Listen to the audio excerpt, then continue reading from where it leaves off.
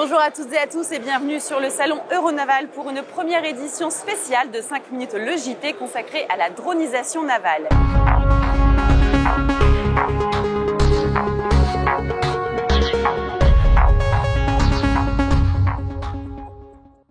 Qu'ils soient sous l'eau ou dans les airs, nous partirons à la découverte de 3 drones présentés ici sur le stand du ministère des Armées et des Anciens Combattants.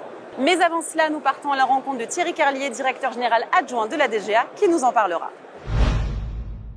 Alors la dronisation navale, c'est d'une part effectivement le fait de droniser un certain nombre de plateformes existantes, donc ils vont être plutôt des petits bateaux, des petites vedettes pour ce qui concerne les drones de surface, et d'autre part de développer en fait des objets drones, ça va être typiquement des drones de surface ou des drones sous-marins. Vous voyez l'UCUV un peu plus loin derrière moi, donc qui est vraiment un sous-marin complètement autonome. Et puis on a aussi évidemment, comme dans le domaine des drones aériens, une logique d'essaim de drones, de combat collaboratif connecté entre différents objets qui vont pouvoir être menés avec des drones dans le cadre naval.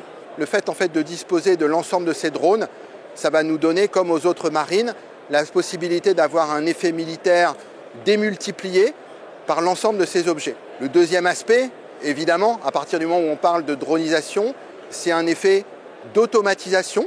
Ça va permettre en fait de mener des missions plus rapidement et avec un degré de précision supérieur à ce qu'on aurait avec un opérateur humain. Le troisième aspect, c'est l'aspect d'opérer en toute sécurité. Ça permet, par rapport à la guerre des mines d'antan, à ce que le plongeur des mineurs ne s'approche plus autant de la menace. Quatrième aspect, c'est le fait d'opérer en discrétion dans des zones grises, de mener donc un certain nombre d'opérations discrètes avec ces ensembles de drones. Le cinquième aspect, pour des marines hauturières telles que la France et ses alliés, les grandes marines, de résister aussi à l'ensemble de ces menaces dronisées.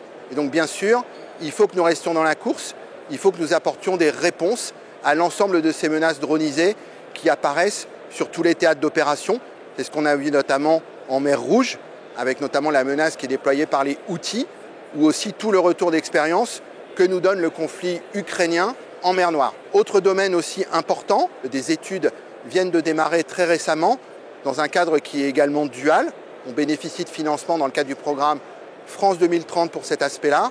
C'est le programme de maîtrise des fonds marins. Et on va développer de nouveaux objets qui là aussi sont des drones qui vont plonger à très grande profondeur, jusqu'à 6000 mètres, et des robots téléopérés qui vont nous permettre aussi de traiter l'ensemble des menaces qui sont importantes dans le cadre de ce programme. Beaucoup d'études amont aussi.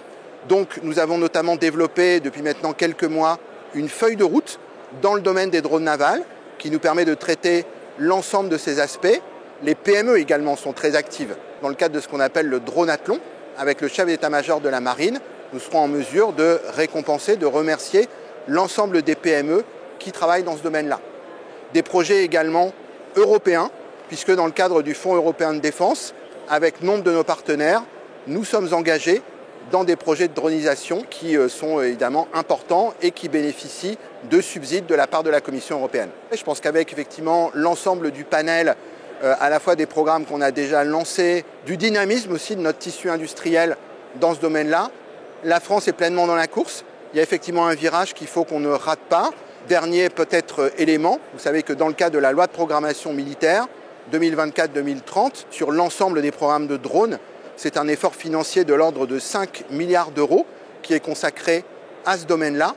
Ça concerne bien évidemment aussi les drones navals et c'est quand même 2 fois plus d'argent que ce qu'on avait dans le cadre de la LPM précédente. Après ce tour d'horizon sur la dronisation navale, nous allons faire un focus sur 3 de ces technologies présentées cette année sur le stand du ministère des Armées. À l'heure de la guerre technologique, l'UCUV, véhicule sous-marin de combat sans pilote, s'impose comme un enjeu stratégique pour la souveraineté maritime française. Piloté par la DGA, ce programme confirme l'intérêt des drones de grande taille. Grâce à son autonomie décisionnelle, il s'adapte au contexte changeant tout en restant sous le contrôle des équipes de commandement. Sa grande discrétion lui permet de mener des missions dans des environnements où la furtivité est cruciale.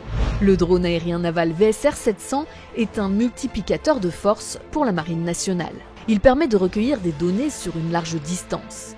Capable de transporter des charges multiples, il s'adaptera aux besoins de chaque mission, de la surveillance au soutien armé. Son autonomie de plus de 8 heures le rend idéal pour les missions longue durée où le soutien logistique est limité. Conçu pour une intégration optimale sur les navires, le VSR 700 est une véritable extension opérationnelle pour les forces. Grâce à sa technologie d'éjection et de contrôle d'un drone aérien depuis un sous-marin en immersion profonde, Blackbird permet de recueillir des données en surface.